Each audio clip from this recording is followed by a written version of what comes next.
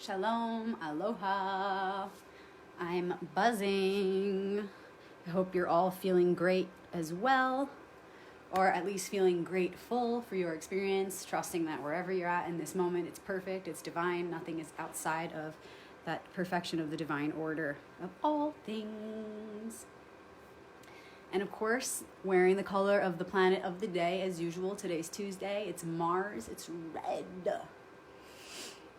So I'm preparing now for the first quarter activation. Last week we had the new moon activation. These readings happen 4 times a month. They've been going on for years. Thanks for returning to the portal, the activation portal, if you're returning. And if it's your first time, hey, these activations don't necessarily have anything to do with the moon. We use it as a measurement of time, and the shape of the moon is just reflecting something that's going on inside of us and back of all things. So as usual, I'm tuning in from the lovely Sedona, Arizona, land of the Red Rocks, the vortex.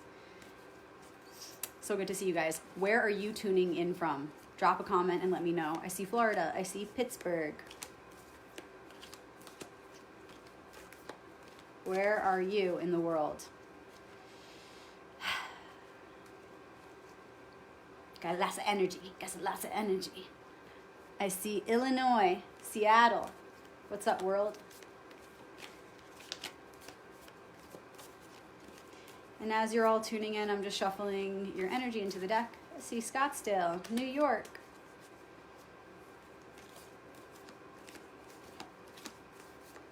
Using this moment of shuffling as a meditation, envisioning that these cards are the different aspects of my mind and of our shared collective mind, because that's what they are. They're different angles of the mind.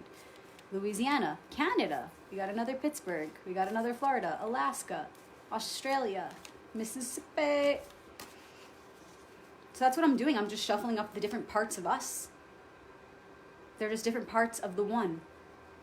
Nebraska, Illinois. So remember that these cards, these tarot cards, are just representing the many within the one. And they are a complete system, a science that basically has summed up the common denominators, basically has summed up the main archetypes that encompass all frequencies. They're the building blocks of all creation. That's what's in my hands right now. That's what's inside of each one of us right here, right now. Awesome. Louisville, Wisconsin, Canada, Indiana, Tiburon, New Zealand. Yay! So as everybody's tuning in, just go ahead and imagine what that would look like if we were all together in one room. What would it look like? And what would it feel like if we were all holding hands across the world? Texas, Cali. And before we start the reading, go ahead and share the live with friends, family, or your favorite group so that we can get as many peeps in the portal as possible to bring this message in together.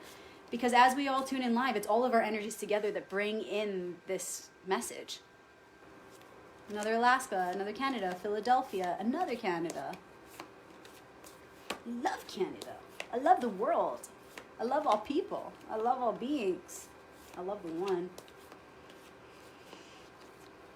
So go ahead and share it while we're live. And if you want to wait till the end, maybe you want to then share it with your friends and family or someone who could really use the message that's about to come through.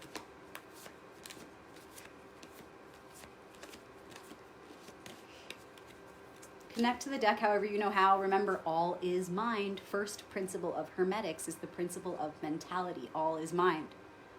So use your imagination. Don't be afraid. Have fun. See yourself shrinking and jumping into the deck, or see a thread of light coming from your inner eye to the deck, or from your heart to the deck. You could play with it however you want. The point is to really feel it, to really believe it, to really connect. So drop in. Turn on, tune in, drop out. You could see yourself like a rainbow swirling light And that vortex of energy spirals through the camera into this deck. Whatever you want to do. I really feel it. I'm going to go ahead and shuffle the Hebrew cards. For those of you who've never seen them before, they look like this. They'll be backwards because it's on the camera, so some of them are upside down. I made this deck. Looks like this. And as well, these letters represent that archetypal wisdom of the tarot. They're connected to the tarot. It's all the same thing. You could even do a reading with just numbers. You could do a reading with the English alphabet. They're all correlated. All things are one. And so this reading is a collective reading. It's for all of us. And it might just feel, and many of you will agree with this because you're return vortex riders, your return magicians, whatever you want to call yourselves. It will feel like it's just for you, the reading. But that's because as with one, so it is with all. We're all connected. And so no matter what you're going through, no matter what we're individually going through, there's a common thread, there's a common theme that we're all experiencing right now. So this reading is for everyone. Each one within the one. So connect to the deck, connect to those different parts of the one self that exists within you.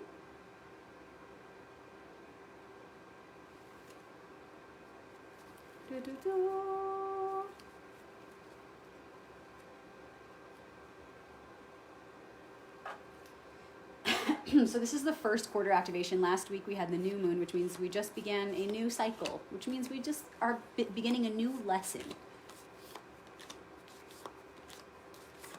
It's a new lesson. So we had the new moon reading, and now it's time for the first quarter. What's going on here 1 week in? 1 week into the cycle. Thank you, archetypes, faces of the one, in advance for the message about to come through. And that's talking to each one of you because they are within each one of us. So thank you, we one.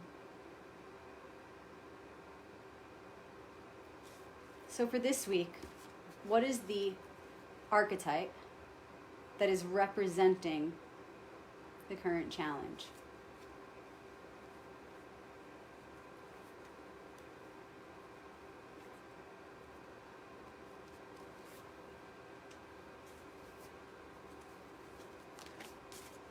How can we free up some energy to be whole and present in this moment, to fully direct our awareness in a way that is most efficient to make it through this challenge? Something we need to let go of, in other words. Something that no longer serves. And then, as usual with the Hebrew cards, who is the ally of the week? Who's the one that's going to be our ally, our superpower? Our main one, of course, because they're all our allies. Together we form one great alliance. But who's the main one for the week? So we have our 3-card grid. For those of you who are new, I'll show you what it looks like.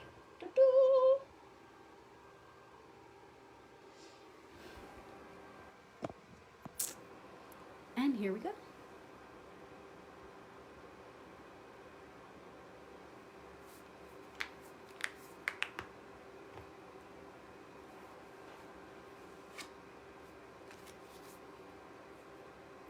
Challenge of the week. We have a queen. We're beginning with a queen. Oh, she looks like me right now. I'm looking at the colors and I'm feeling very resonant. Just even down to that. Look at that. She's wearing red for Tuesday. Good job. How'd you know it was Tuesday? Mars. Perfect. She's got the yellow here, the gold, the pentacle, gold. That's pretty cool. I'm really feeling it. So queens are the heart of the situation. Queens are the heart of the matter. And pentacles have to do with manifestation, bringing things from thought to things, from mind to matter. So she's the heart of that process. So she is the aspect of us that looks at our reality and goes, how can I nurture this? What in my physical reality, which includes relationships, not just things, but all things on the material plane, so also relationships, the things I own, my work, my projects, all things that I'm invested in on this material plane. How can I look at these things and ask, where is my heart really in it? And where is my heart not? Where has my heart never really been into this project or this person or this situation? And where maybe was my heart once into that person or that situation, that project, that job, and now it's changing? How can I be present and be honest with what I do feel connected to in my reality and with what I no longer feel connected to? And she really tells us to feel more than think. She's not telling you to act yet. She's telling you to feel your reality and ask. Ask with your heart. Where do I really want to be invested? Who do I really want to invest in? What job do I really want to invest in? And what's more is this. Remember that what's behind the material plane is the energy. What you're looking at on this material plane is the effect of a cause that's unseen. So for example, let's say you're looking at a job that you're doing and you're asking, is my heart really in this? Well, you have to really feel into that and go deeper. And feel into, when I give myself, when I devote myself, my energy, my passion, my blood, sweat, tears, right? Depending on how hard you're working on that job, how much of yourself you've invested in that job. What am I really investing in beyond the material aspect of it? How am I really giving my energy? What am I giving my energy to? It's not just that, oh, I'm giving my energy to this restaurant, right? Like, how am I giving my energy to this restaurant? In what way am I sharing my light with the world through this outlet? Is this outlet a proper outlet, whether it's a job or a relationship? Again, doesn't matter. How is this situation either serving or not serving as a proper outlet for my light to be expressed in this world? Because your greatest light shines from within the center of your heart. And so if you're not feeling connected to this person or this job or this project, you're not summoning your highest self. You are not creating a situation that's going to draw forth your greatest light, your highest expression, your beauty, your compassion. The light of the heart reflects the all-virtuous light of Creator, which is that all-virtuous light of compassion. Compassion is the all-virtuous light. It contains all the other virtues. It lives within your heart. So if you're not connected to what it is you're doing, what it is you're experiencing from the center of your heart, is it really worth your energy? Is it really worth your time? Because we are here to create a reality that serves as an outlet to draw forth, bring out our highest light. We don't have time to play games, y'all. We're in a critical time right now in regard to the evolution of consciousness. Y'all have heard about it again and again. There's a spiritual war. But really what's going on is a paradigm shift. All the pain and suffering that comes with a war is temporary anyway. What's it really for? For our growth, as always. We fall to rise again. So all the challenges we're going through right now are serving our spiritual and psychological evolution. Wow, that's something to be excited about, beyond all the fear of the pain and suffering that's going on in our world right now, individually, in our individual lives and in our collective world. A lot of pain and a lot of suffering. But we can find hope in the understanding that and the trust in that it's all in God's hands. It's all in the hands of Creator. Nothing is outside of divine order. We are psychologically and spiritually evolving.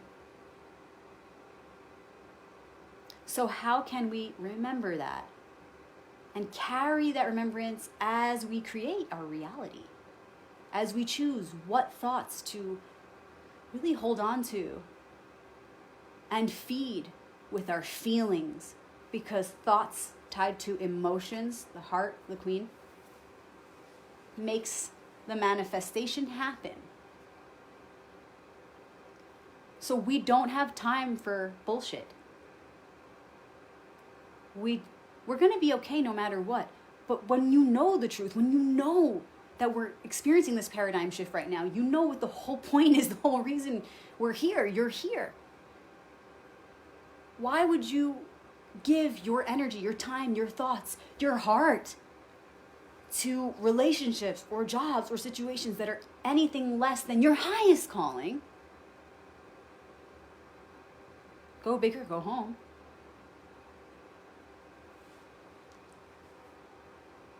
So how can we look at our manifestation process, the way in which we are creating our reality with our thoughts first and with our feelings, and see that when we design a life that we are in love with, when we design a life that we feel yes about, yes, then what we're really doing is putting our heart into it, which is providing the greatest opportunity to draw forth that light that's within.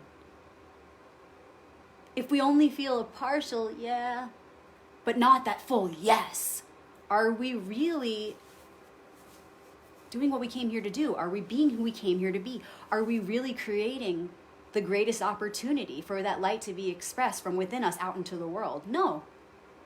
The more we design a life where we feel that big yes, the more we say yes to those relationships that our heart really wants to be in, the more we say yes to that job that we really want to serve in, then the more we can bring the light of our hearts out into the world and really heal the one. So don't settle. Don't settle.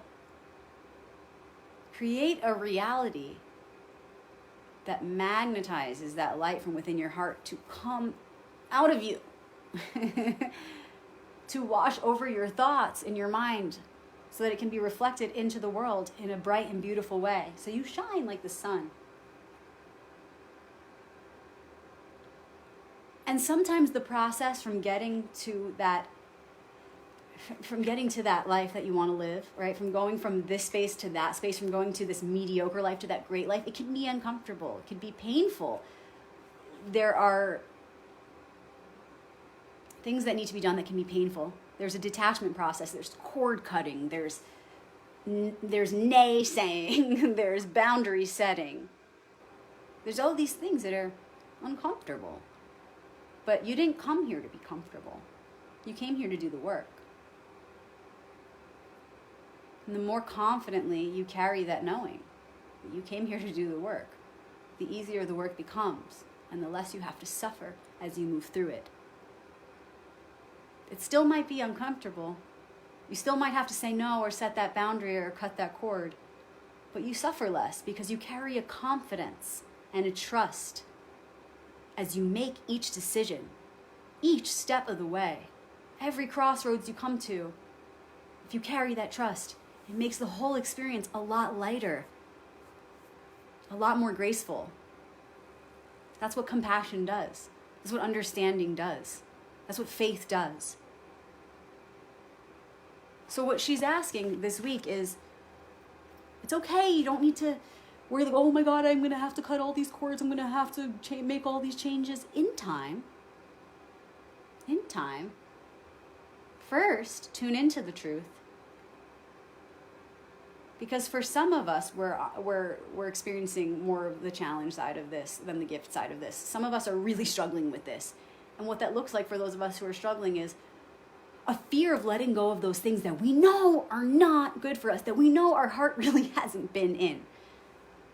And so we've been in denial. And we've been trudging through. We've been just going through the motions, staying in the relationship, staying in communication with this person we don't really want to be in communication with, staying in that job that we don't really want to serve in. But we've been in denial because we're afraid of letting go. And so this truth in your face might feel like, shit, I knew this moment would come. But relax, you are supported. You will be okay. But you have to follow your heart, you have to follow your truth, you have to accept what you have known all along. And you will have to make that decision, but first, sit with the truth. First, bring it up, really look at it. Use your fullest presence to stop ignoring what you've known to be true. So you don't need to make the change yet. She's saying first, really tune into your heart and examine your life and go over all the details of your life. And once and for all, admit where your heart just is not feeling it. So sit down and admit, once and for all, your heart's not feeling it.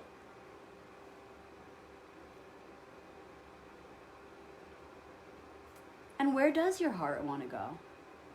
What direction does your heart want to go? And something you can remind yourself of to make this process easier is, hey, I don't have to sit just with the idea that, oh man, I'm going to have to let go of this thing, or I'm going to have to end this thing. Also remind yourself that there's going to be a new thing to fill that.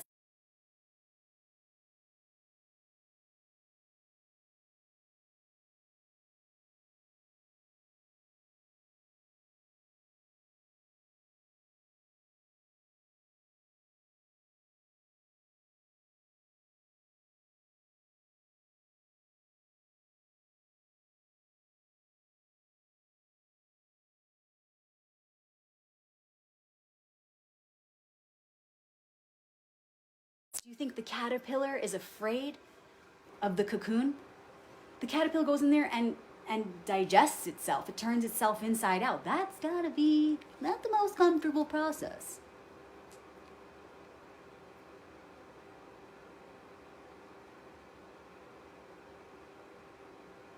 But then the caterpillar becomes a butterfly. Do you think the caterpillar knows it's going to be the butterfly? I don't know. What do we know? What do we know? But look at that process. The caterpillar is on the ground, and then it goes into the cocoon, and it struggles, and it turns itself inside out, and it becomes a beautiful butterfly, and it can fly. It's a whole new life. And that's you too. Oh, I see you guys are mentioning that the audio went out. I'm glad it's back. It's okay. It's perfect. I got a call, that's why.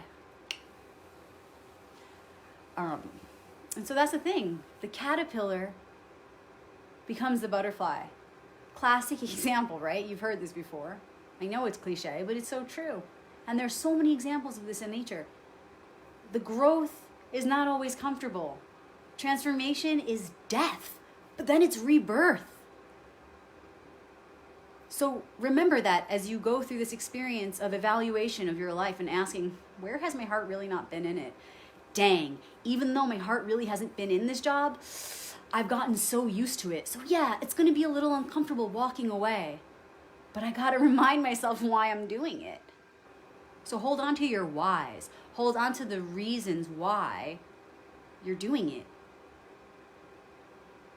And it will make it a little bit easier.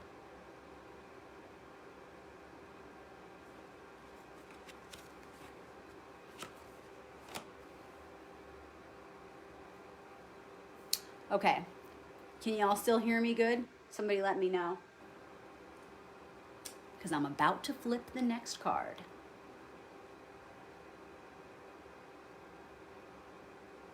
Let me know that you can hear me. Okay, everybody's letting me know, it seems. Okay, awesome, awesome, awesome, awesome. So what can we let go of? What's the archetype that represents what we can let go of to free up our energy to better do this? What's the thing holding us back?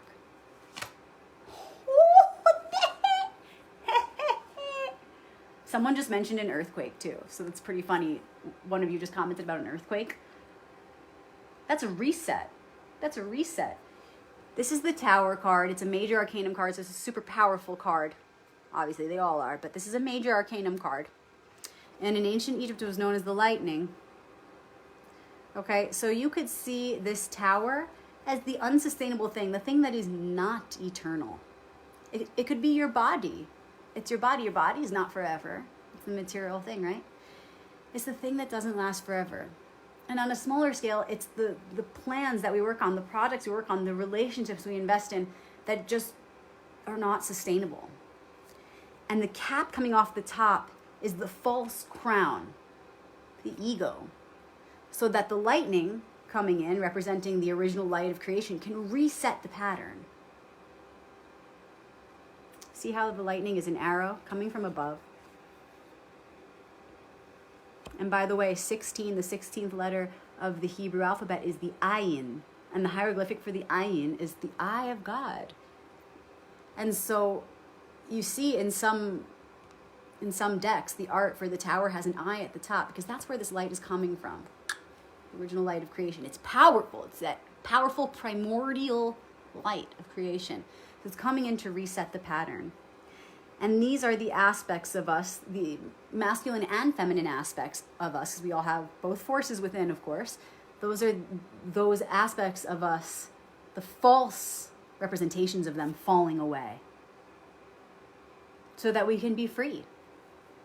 Remember, the card before 16 is 15. It's the devil. We go through this lesson. We're falling, right? We're going through, not being our highest self. Mistakes, perversions, addictions, whatever. And then finally the Tower falls. That shit's just not working anymore. And then from 16, we move to 17, the star, where we return to who we truly are. We return to the light within. We return to ourselves. So we're in that transition point right now where life is taking a turn. Life is taking a turn. And this is the energy that we've been holding on to, afraid of that turn of events, afraid of letting go, afraid of the fall. When really, if we just accept that, hey, it's a tarot card for a reason, it's representing a fundamentally operative law, it's representing something that's always going to happen again and again. Towers fall so new towers can rise. We die to be reborn. Nothing lasts forever but the light itself. And so it kind of just affirms everything we were just saying with this card. If you look at them together, it's saying the way that we can really be honest with where our heart's at, with our manifestation process, with our material reality, which reflects our inner reality, is only when we can let go of the fear of change. And again, the way to do that, I just said it a moment ago, the way to do that is to remind yourself what it's for. Why are we even doing it? Why the change? Why does that shit need to fall? Because it's not serving you anyway. If you think you're happy, but there's a part of you in denial, well, you're in denial. And that happiness can't be whole and full and fully experienced because there's that part of your awareness that knows it's not forever, it's not for real, it's not for the highest. So you may be lying to yourself and saying, oh no, I'm happy. But are you the happiest you could be? You got to take the wheel of your life. You have to take responsibility. Stop denying it. Take accountability. Reclaim your power. Reclaim your mind. Reprogram your thoughts so that it can manifest the reality that you know you deserve. You know you need in order to be your highest self. We need that. The world deserves that. The one deserves that. It's why we came here. It's why you came here. So the best way we can be honest about what we're manifesting, why we're manifesting it, creating a life, designing a life that's going to beg for our heart's light to be poured into it. The only way we can really manifest a life like that is when we stop being afraid of change. Don't be afraid to let go of those habits, those addictions, those projects, those relationships, those jobs that you know are not really calling forth your best. And they might not be terrible. Some of you may be doing pretty good for yourselves. But are you doing great? Are you doing the best you know you can? One of the 4 agreements, do your best. Are you doing it? And if you really feel you are, then I challenge you. how can you do it and be it more? How can you refine your reality, even maybe a small tweak here and there? Maybe you change up your work position, but you don't leave that job. Maybe you stay in the relationship, but you create new boundaries or a new understanding between you and your partner. How can you fine-tune your reality? How can you tweak it to create more opportunities to call forth your light? Do you understand? So some of us are really in not the best place. We're really experiencing the more challenging aspect of this, and none of the aspects of our life is calling forth that highest self. Well, it's time to really roll your sleeves up and make some changes. But then some of us are pretty happy with our lives. But you see, if we feel content, we're never going to grow. So I'm asking you, those of you who feel pretty content with your life, how can you make it even better? How can you step it up? How can you level up? Because to be honest, it's not just about the face of the person, the face or the place or the material details of the situation. It's about the energy behind it. So you don't necessarily have to have a whole new job. For some of you, you do. And you know it. You know who you are. For some of you, you don't need to have a whole new relationship, a new person. For some of you, again, you do. You need to leave that guy. You need to leave that girl. But for some of you, it's not about leaving the person. It's about creating a shift within the relationship that already exists. But the main point for all of us is we can't be afraid of change. We have to be honest with what needs to shift, what needs to take a turn, because that's what the tower is about. What needs to take a turn? What needs to be reset? What needs to be refined in order for us to move from 16 to 17, move from the falsity to the truth of who we really are, from the tower to the star? How can we fine-tune our reality, all of us, in ways big and or small? So it's not about the size. It's not about the, how different. Every little shift matters. Remember the butterfly effect, right? The butterfly flaps its wings on one side of the world and a tower falls on the other. It's all connected. So all changes matter.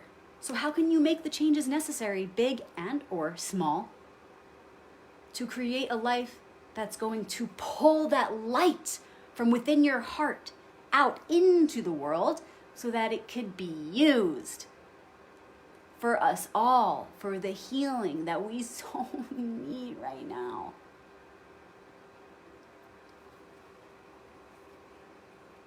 And it can feel overwhelming for some of us who feel we need to make a big change. But remember, it's about the energy behind what's going on out here. That's what she tells you. When you look at the manifestations in your world, it's all telling you something about this. It's all telling you about your own mind. It's telling you about what's going on in here.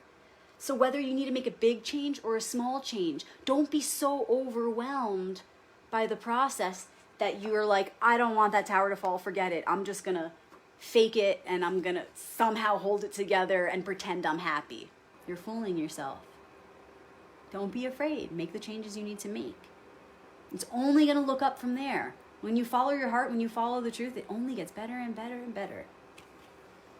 And who's the ally as we move through this process?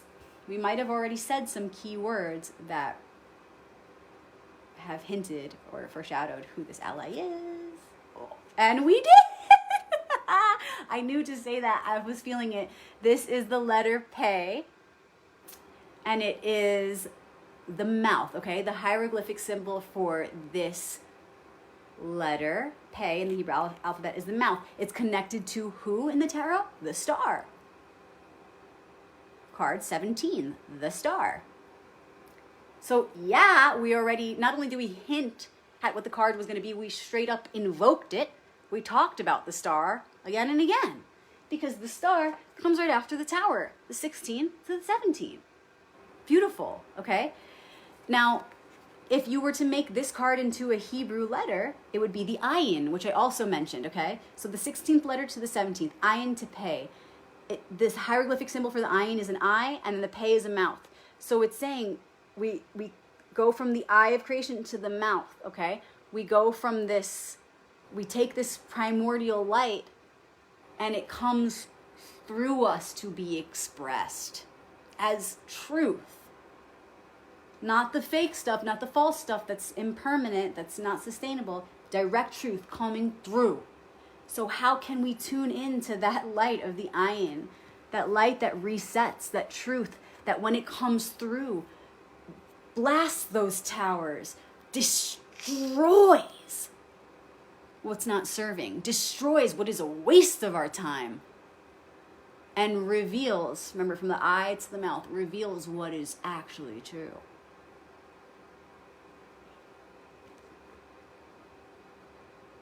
So that's perfect. The pay is the mouth that expresses the truth. Be honest with yourself. This week, as we move through this challenge of really feeling into where our heart's really into something and where our heart's just not, and we prepare to release that fear of change so that we can finally speak our truth, do what we need to do to bring that original light of creation, that light of compassion through us into expression, because the mouth doesn't just represent word, right? We are the living word. This is God's story come to life. Okay, so what the mouth represents is things coming into creation, right? Like God breathed his breath into the nostrils of Adam, of man, right? Like you've heard these things before. It's all symbolic. So we want to bring that original light of creation through us and into expression, creating a reality of truth, letting all that's not real fall away so that our reality can reflect our heart's truest desires, so that the light of our heart can be made manifest. Okay, so this being our ally, it's connected to the star card, the truth of who we are. It's saying, remember who you really are. Okay, and I want to remind you of the art on the star card in the tarot. It's the woman looking at her reflection in the water. Now, there are some ripples in the water, and that's the aftershock of the tower, because remember, it's a sequence, okay? The tower falls, it leaves an aftershock. Now we need to retreat, right? In the star card, she's sitting by the water by herself. That card has a lot to do with meditation, self-reflection, but we can't see our clear reflection until those ripples subside, until the waters become calm. So now is a great time. The pay tells us, the star tells us, now is a great time to meditate, retreat, solitude, quiet, whatever you need really, to get into a space of self-reflection to where you can see yourself clearly. So remember who you are. You're a star, babe. So what do you need? You need a vacation? You need a moment?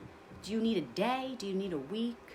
Do you need, what element do you need? Do you need to sit by a fire? Do you need to dip in the water? Do you need to be in the winds of the storm that's ripping through your town right now? Because we had a windstorm last night. Do you need to put your feet into the dirt of the earth or onto the grass? How can the elements serve you right now? What do you need to come back to yourself, to see yourself clearly again, to forget about the pain and the suffering that you're so afraid is going to come with the change you have to go through? Yeah, it's painful to make change. But what do you need to do to feel safe right now? To, for just a moment at least, forget about that aftershock or the pains or, oh no, all those things that are going to happen once I pull the rug out from under myself. Once I stop being in denial. Once I let go of that bullshit that's not serving me anymore. Once that tower comes down, yeah, there's going to be some aftershock, there are going to be effects. But how can I put myself in a space right now where I'm going to feel supported by the universe, where I'm going to feel confident to not wait for that tower to fall, but to start making the moves to do it myself? How can I prepare for that? How can I come into that space of trust and remembrance of who I really am, so that I'm so empowered that when I come out of that space of meditation, when I come out of that self-reflection, I'm saying, pull that damn rug out from under me. I'm tired of living a lie. I'm tired of living in illusion. I'm tired of carrying this delusion. What do you need to do to get to that space of confidence so that you can come back to your reality, empowered to make the changes you need to make beyond the fear of what's going to have to change, and into the excitement of what's going to take the place of that which has fallen, of that which you allowed to fall? How can you get into that space of truth to where you cannot live in denial any longer? Do what you need to do to get there. That's what the pay says. This ally tells you this week, nurture yourself. And the elements are always our key tools. Remember the magician. He's the number one of the deck. He's inside me. He's inside you. He's the one that has his elemental tools on the table. So whatever you need to do, do it. But remember, the elements are going to be your most powerful tools to perform that magic. Because everything we are doing in this life is magic. Everything we do is elemental. We're in a world of elements. We move through a field of elements and we're made of them. So naturally, the elements are your main tools. So yeah, you may think you need a spa day. You may think you need a foot rub. You may think you need to, talk to this friend or that. But really what we're doing is connecting to the elements. So go all the way to the roots of that truth. That's how simple it can be. Make a fire, put your feet in water, take a shower and give thanks to the water, Think about where that water comes from when you turn on your faucet even, Really connect to the elements. Remember they are your power and let them guide you. Let them heal you. We're in alliance. So let them help you. Just as much as we are here to heal the earth, heal the world, heal the elements, they're here to help us too. So utilize that power. Okay, so the Pei says, do what you need to do this week to return to who you are. Return to your truth so strongly. Get to that point of self-reflection where you see yourself so clearly. In the image of Creator, you're created in the image of the divine. So get to that point of remembrance and make it solid. I'm not saying remember it for one moment. Lock it in. So that when you come back to the mundane details of your reality and the material entanglement and the stories and the people and the choices you need to make, you feel more relaxed, you feel more prepared, you feel more confident because you remember who the you are. You have so much light that you just conjured up in that meditation that you're ready to do what needs to be done once and for all. That's what the Pei tells you. Okay, so it's time to evaluate our lives, what we're manifesting, what we're bringing from head to heart into reality. Where has our heart not fully been in it? And how can we design a life where our heart, without effort, without hesitation, without doubt, is guiding the way, is guiding every relationship, every job, every task that we do? How can you, I challenge you, how can you design a life that is pulling the light from within you out into the world, into all that you think, all that you say, all that you do? And the best way you can be honest in this process and make the most of this energy that's present right now for all of us is by letting go of the fear of change and by embracing change and by getting into a space of light where you remember who you are. So it makes this easier. You go, oh yeah, let that tower fall, baby. I am so ready. I'm not going to wait for it to happen. I'm going to do it myself. And even if I wait for it to happen, who is I? There's only one. So you don't even have to be afraid of that. Fear doesn't live here. We will knock it down. You need help? Call me. I do one-on-one readings. You want to identify where the fear is in your life? You want to knock it down? You want to cut it out at the root? That's what I do. Let me help you. Reach out. Book a reading with me. We can do a personalized reading just for you to see where are you denying the change that needs to take place? Where are you holding back out of fear of that change? What are you afraid of deep inside that you're not willing to look at? Let's look at it together. I'm not scared. We'll go there together. And hey, we have a private group on Facebook called The Royal Path. All these lovely beings that are watching right now, that are tuned in, I freaking love you guys. Join our private group, The Royal Path, and reach out there if you need help, if you need guidance. We're all here together. All these people here are so powerful, so amazing. Join us, The Royal Path private group. We're all here together for this process. Whew, thank you so much for pulling this message in with me, you guys. I look forward to this every week. And I'm so grateful to build that excitement throughout the week with you all so that that excitement is what comes through and draws in the message. We also have another private group on Facebook. If you don't know about it yet, it's called Shabbat Crew, Shabbat Crew, Crew. And every week, usually Thursday, sometimes Friday morning, I share the current Torah story that we're at from a Kabbalistic perspective. Basically meaning I share it in a way that we just see what practical advice we can extract from it in order to apply it to our lives here and now. And the Torah story always coincides with the activation, so it's pretty neat to be a part of both. Shabbat is, simply put, a ritual that happens every Friday night sundown until Saturday night sundown. It's one day a week where we prioritize oneness consciousness. Just one day a week. And we hope to get to a world where we live in the land of Shabbat. That's the Olam Haba. That's the new earth that all the light workers are talking about. It's been spoken of from the beginning of time. The world to come, it's called. There are many different names for it in different languages and different cultures. So Shabbat crew is really focused on that. Shabbat is for anyone. It's not just for Jews, okay? There were many famous Kabbalists who were not Jewish, but they adopted a lot of the rituals because they made sense. There's a science to them. And Shabbat is the single most powerful ritual. If there's one ritual you keep, it's the Sabbath. It's Shabbat.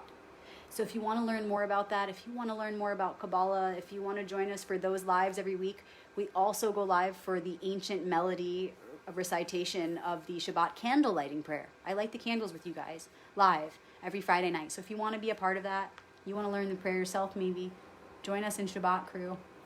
I'd love to see you guys in both of our groups. And thank you to those of you who have reached out and purchased my book this week. If you don't know, I've got the Royal Path 1 and the Royal Path 2.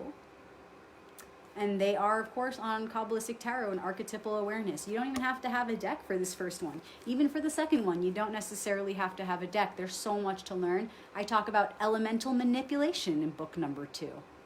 How to really develop relationships and a proper understanding and compassion for each of the elemental worlds. That's in book number 2, Royal Path 2. Royal Path 1 is about each of the major arcanum archetypes and activating those within you. At the end of every chapter, it gives you basically bullet points as to what you should have locked in, what realizations you should have locked in once you develop a bond with each of these characters. It also gives you the non-manipulated Hebrew correlations to each of the letters, and it also gives you at the end of the book, each of the cards, we go through each of the cards again, it gives you the different questions you might want to ask yourself if you pull that card in a reading for yourself or for someone else. So it's a full tarot guide if you get books 1 and 2. If you want a preview of my book for free, it's on my YouTube channel, youtube.com/RebeccaMagic. If you want a copy of my book, please reach out, ask me for the website, or I'd be happy to sign it and send it to you direct. If you're local in Sedona, you can find it in town. You can find it at Chocolatry or any of the crystal shops around town. Feel free to reach out with any questions. I know some of you have been messaging me about my children's book, and I'm going to be working on it this week, and I'm really excited to get it out because I'm illustrating it. And it's been the most fun project out of anything I've done so far. And it's only the beginning. I hope to write many books. I got a lot in here that I want to get out here. So thank you for your support. I greatly, greatly appreciate it. And also your prayers. A lot of you reach out and just pour forth your gratitude toward me. And that to me means more than anything else.